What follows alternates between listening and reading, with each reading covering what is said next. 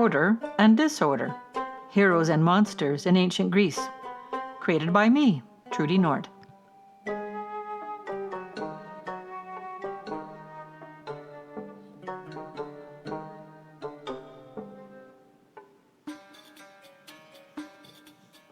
I'm going to start this monster exploration in the mists of prehistory, or the Paleolithic Age.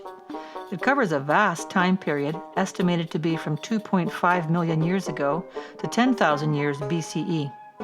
Not many historical records survive this period, but archaeological research and the skills and imagination of Dutch paleo artists Adrianna and Alphonse Kennis give us a glimpse back in time to look in the faces of our ancestors. These were probably the people that made the cave art that we still see today. And that cave art shows us, not surprisingly, that our hunter-gatherer ancestors were deeply connected with nature. We'll look at some of that cave art, but first, let's have some fun. I'm probably not the only modern human who's wondered what prompted our ancestors to make cave art. Did it have a spiritual purpose? Was it a way of recording information? There are many theories, but no firm answers to that question. I think maybe they just needed a creative outlet. Life was hard and often short. Why not enjoy it if you can?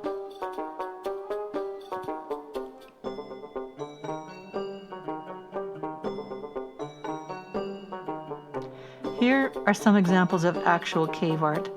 I find them all strikingly beautiful. This one is from the Covacciella cave in Spain. And this one is from the Chauvet cave in France. And this very striking one is from the Cave of Hands in Argentina. They're the actual imprints, like imprints of actual hands, which I find really exciting and quite moving. So you can see the art is all quite stylized, but it's still realistic. A bison looks like a bison. Rhinoceros looks like a rhinoceros, and the human hands were the imprints of actual human hands. Stuff like this, we don't see it in Paleolithic cave art. There are no monsters in Paleolithic cave art. The closest we get to a monster in Paleolithic cave art is this particular one in Lascaux Cave, France. It's called the bird-headed man, and you can see why. The guy has the head of a bird. Everyone who looks at this thing tends to assume that he's dead. Well, I say he because there's like this rather odd, sharp-looking phallus thing there. Bison is dead as well. You could see it's been disemboweled. So, yeah, so there's clearly a bird theme going on here. The guy has the head of a bird. But I wouldn't call him a monster because he's clearly not immortal. He's dead. And he's not giant. He's to scale with the bison, right? And he doesn't look threatening, although he might have been to the bison. I do wonder about a possible connection between this image and the ancient Egyptian god Horus, but let's not go down that particular rabbit hole. The thing is, in all the cave art that's been discovered so far, there is very little of it that depicts the human form, never mind the monstrous form, from which I think we can safely theorize that the concept of monsters did not exist in the hearts and minds of our Paleolithic ancestors. But let's move forward in time to the discovery of agriculture.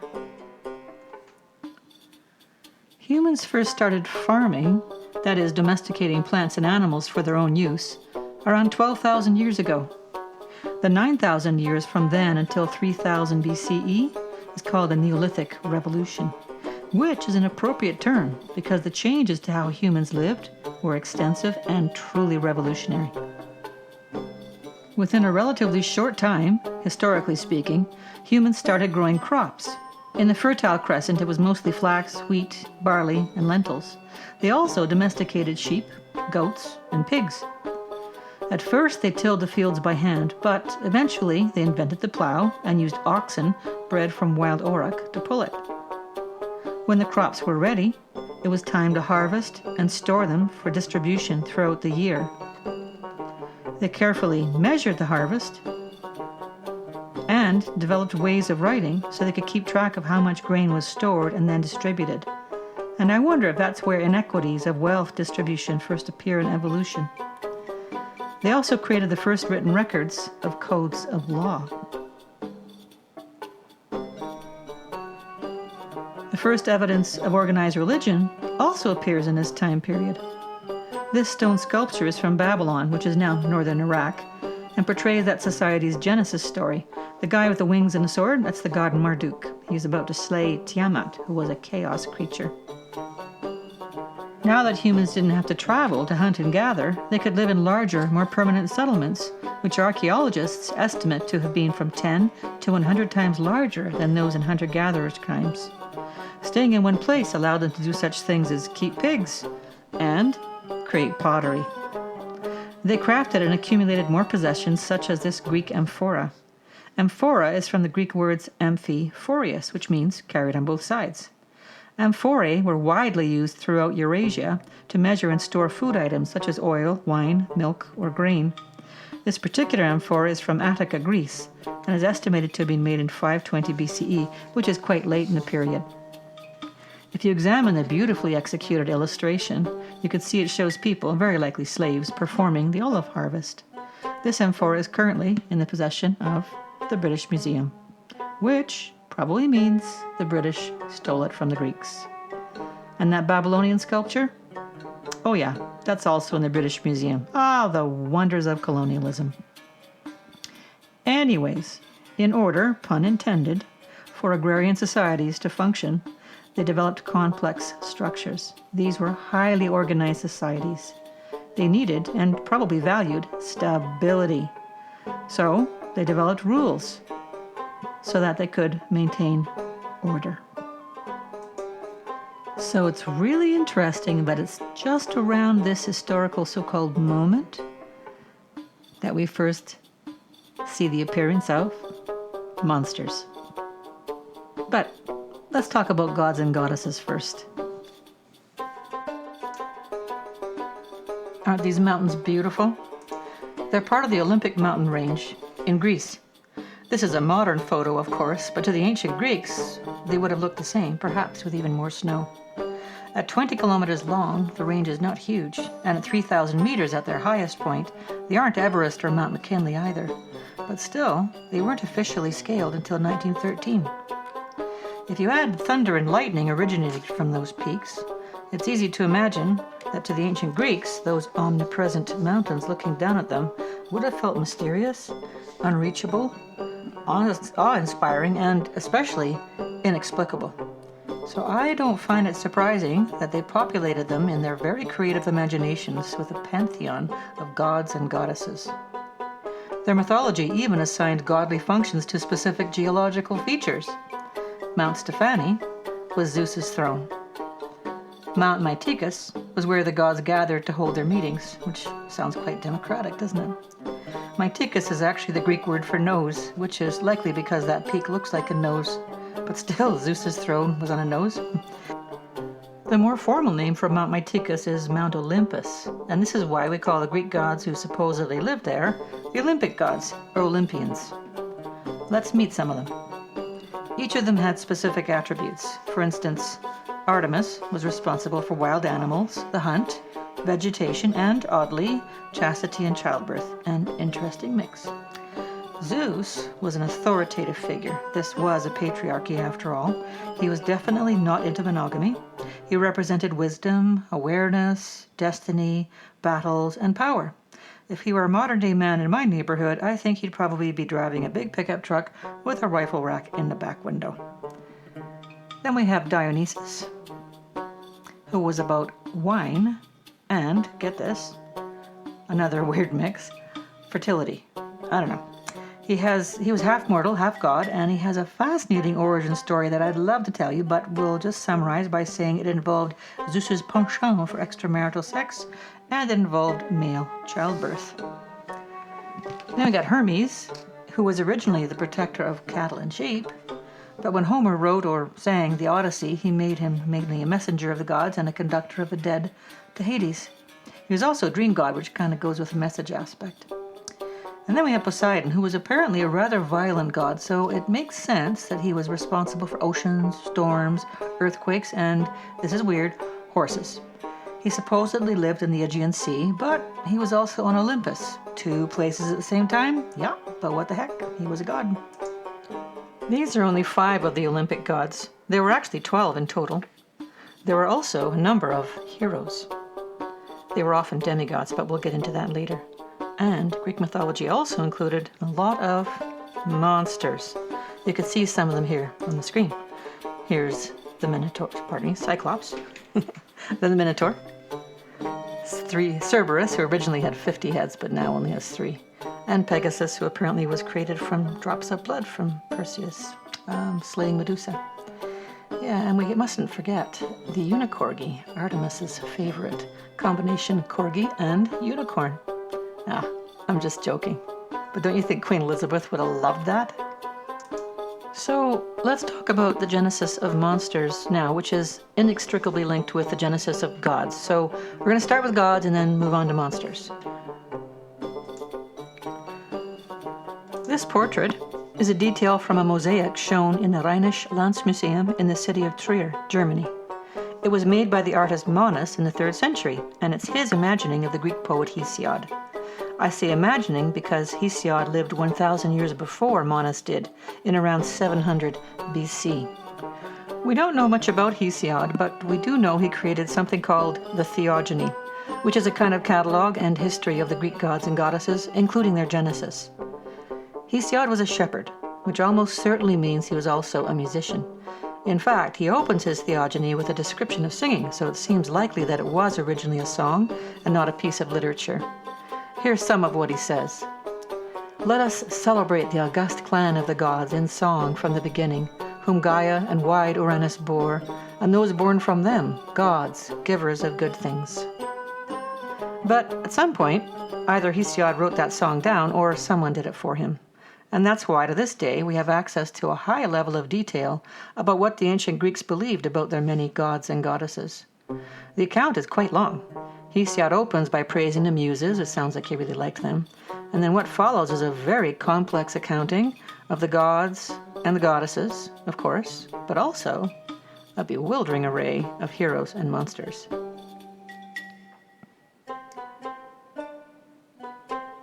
When I first read the Theogony, I was pretty confused, so I thought I'll sort this out by mapping out a family tree. But I soon discovered that was almost impossible, mostly because the characters were born, and I do use that word loosely, in an astonishing and quite magical number of ways. For instance, drops of blood in the sea, bursting out of a god's forehead, incest, you get the picture. But we can talk about the beginning, or Genesis. That's fairly simple. Here's how it happened according to Hesiod. It's a typical origin story in that order arises from chaos. First of all, chaos came into being.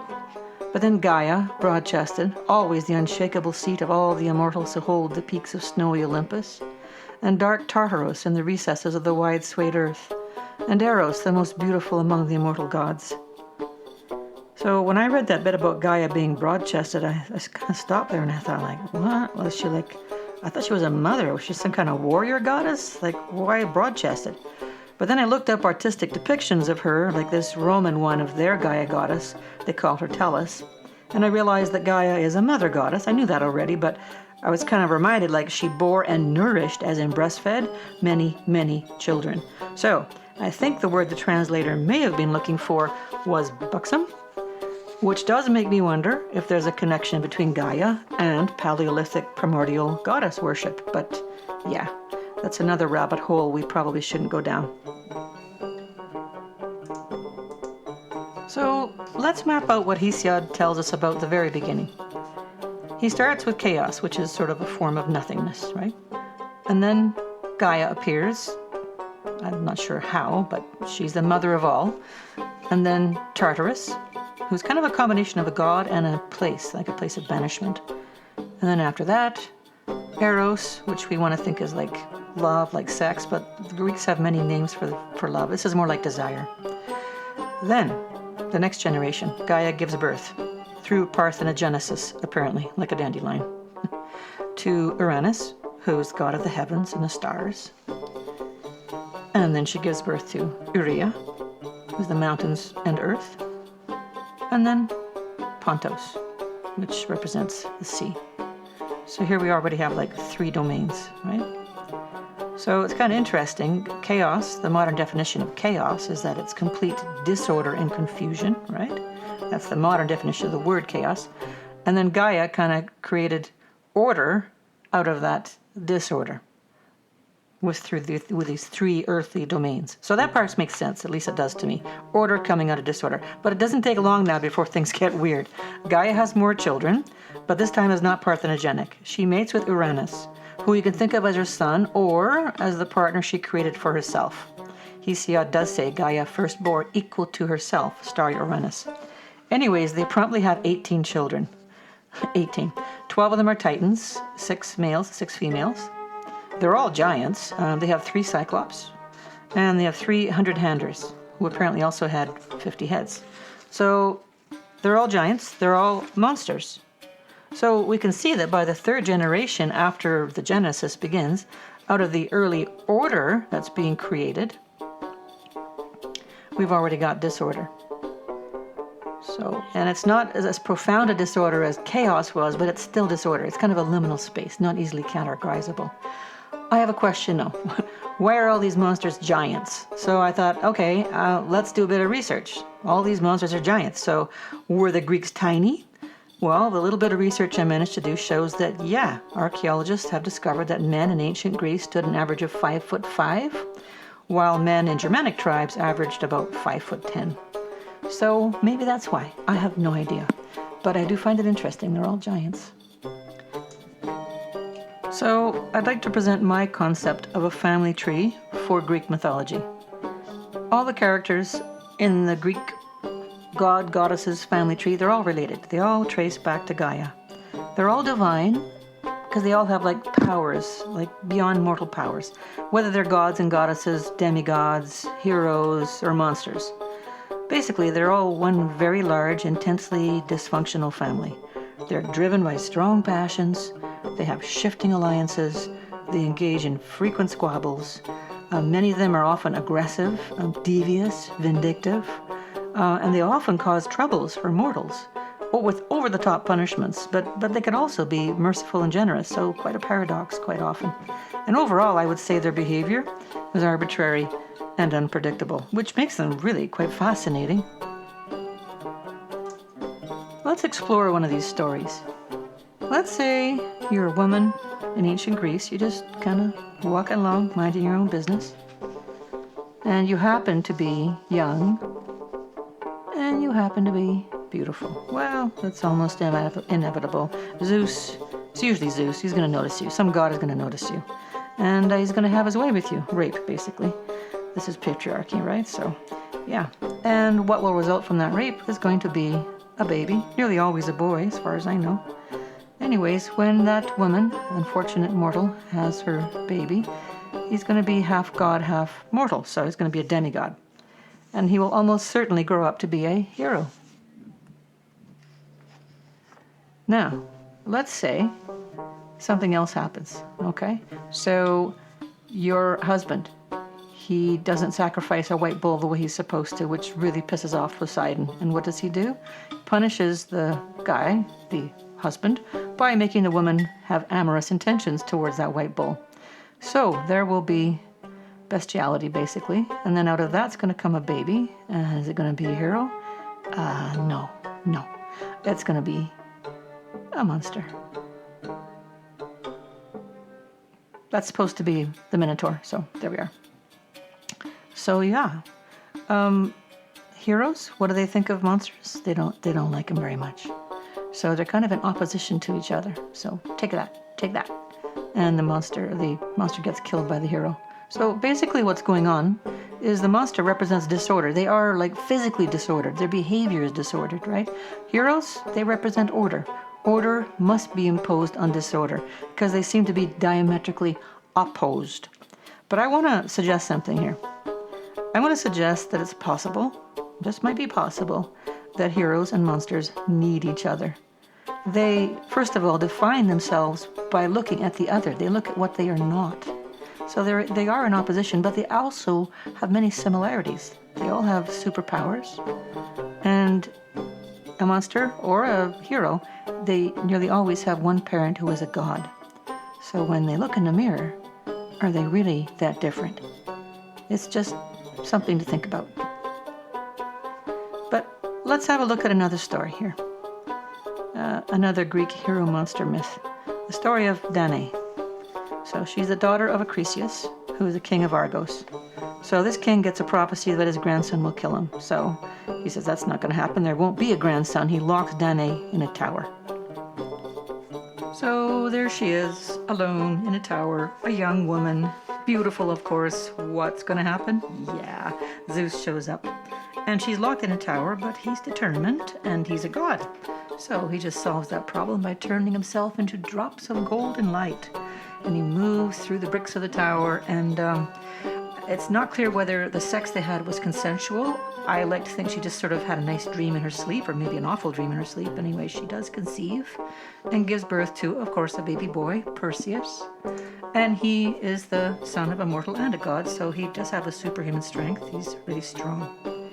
Then we have the god Phorcys, who is the god of the deep sea, storms, hidden dangers, sailors. And then Keto happens to be a sister, also of the deep sea, and sea monsters, specifically whales and sharks, which I think is where the word cetacean might have come from. Anyways, they're brother and sister, two gods. Not an obstacle if you're a god, go ahead and have sex together, which they did. And they had 3 children. I think they might have had more children, but they had the Gorgon sisters, one of whom is immortal, only Medusa. Now, the way Hesiod tells it, Medusa had sex with Poseidon in a soft meadow amid the spring flowers. But in Ovid's version of the story, she is raped in the temple, because she's working there as a priestess. She's raped in the temple, in Athena's temple, by Poseidon. And given it's Poseidon, it was probably quite violent too.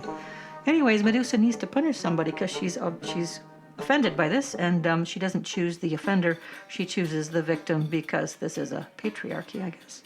And she turns Medusa's hair into snakes, and if anyone looks at her, they will be turned into stone. So she's basically a monster. So here we have Perseus, a hero, and here we have Medusa, a monster. So pretty predictable what's going to happen. Yeah, Perseus slays her, cuts off her head basically. Yeah. So that's a typical story of heroes and monsters in ancient Greek mythology. But the question of why there are heroes and why there are monsters in Greek mythology. So let's explore that a bit. We'll do heroes first. So heroes then, they have quite a few really admirable traits, particularly if you're a man. So physical strength, they've got beauty, they have duty to community, all those things. So things to aspire to, divine traits that even as a human you would try to aspire to. And you would be rewarded if you succeeded in cultivating any of those traits in yourself as a man. So that's probably why there were heroes, what to strive for. But why monsters? They nearly always had really negative traits. Well, if we look at the etymology of the word monster, we can see some clues. The first word we can look at is monstrare, which is Latin, which means to demonstrate or to make visible. Then there's monere, which is to warn. And then we have French word montrer, which is to show. And then that leads us to the modern version in French of monstre, which is monster, and of course English, which is monster. So it looks like the word monsters exist to show. So if we look at ancient Greek culture, what were their monsters there to show? Like, what were they showing them? Could it be they were like reminding them to like follow societal rules, such as sexual activity? And if we look at the example of King Minos, he didn't sacrifice that bull the way he was supposed to, so there were consequences to that, and up shows a monster, the Minotaur. So let's look at another idea though. Monsters existed in Greek society to express their anxieties. Well, I'm not so sure about that. Like, Greek culture wasn't the only one to have anxieties. In Paleolithic times, I think I could argue successfully they had quite a bit to be anxious about. Predators that were ready to eat them anytime. Really awful weather sometimes. They lived through an ice age. So, but there is, at least so far, no evidence of monsters, as we've already discussed. So, but they probably had really good reason to be anxious. So That's an interesting thought. Do monsters exist in Greek society to express anxieties? Well, let's look at Greek culture then as an agrarian society, and maybe we could have some new ideas coming out of that.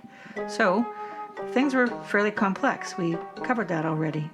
They had lots of things they had to deal with, like lots of rules and lots of things to take care of. And, things could go wrong. So lots of responsibilities and possibly more than they had in Paleolithic times. So what might some of those anxieties have been caused by, assuming they had them? Well, we know they could accumulate more possessions because they were staying in one place. Did they fear losing those possessions? That could have caused some anxiety. We know that they created a system of agriculture, which was really fairly complex. Did they fear that system collapsing? Because their society depended on that system running. That could have been a source of anxiety. By virtue of having created their own system of agriculture, it depended on nature, but it was separate from it. Did they start to see nature differently? Did they see themselves as disconnected from nature, and nature as possibly an adversary? Another aspect to think about is their proximity to livestock. The humans then were living in really close quarters with each other, densely populated areas, and more numbers, and they were living next to livestock. And there's pretty good evidence that measles, tuberculosis, and smallpox came from cattle, and influenza came from pigs and ducks. Pertussis, which is whooping cough, came from pigs and dogs. So yeah, it could be they feared the diseases that may have sprung up as a result of being so close to livestock. And here's another thought. They were engaging in animal husbandry, and it was working for them, but I imagine there are quite a few times when it didn't work as the result of inbreeding. So, assuming that mutants were being born as a result of inbreeding, I can imagine that would have been kind of disturbing. And I wonder whether that's where the Greek custom of reading the entrails of a slaughtered animal came from. I think they looked mostly at the liver.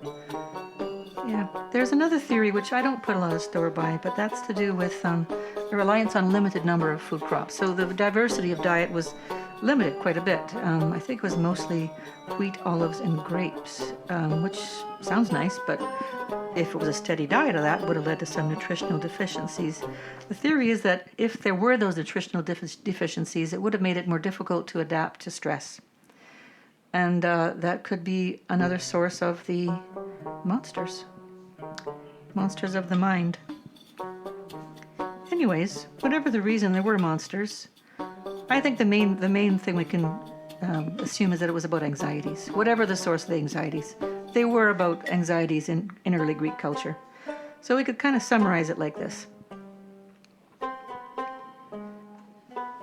Greek culture, being an agrarian culture, needed to have order in order to function. So they needed that order, and disorder would have felt threatening. So they created monsters to sort of express those fears of disorder. And if that disorder appeared, in other words, as a monster in their myths, then it would be put back in its place by the heroes, basically.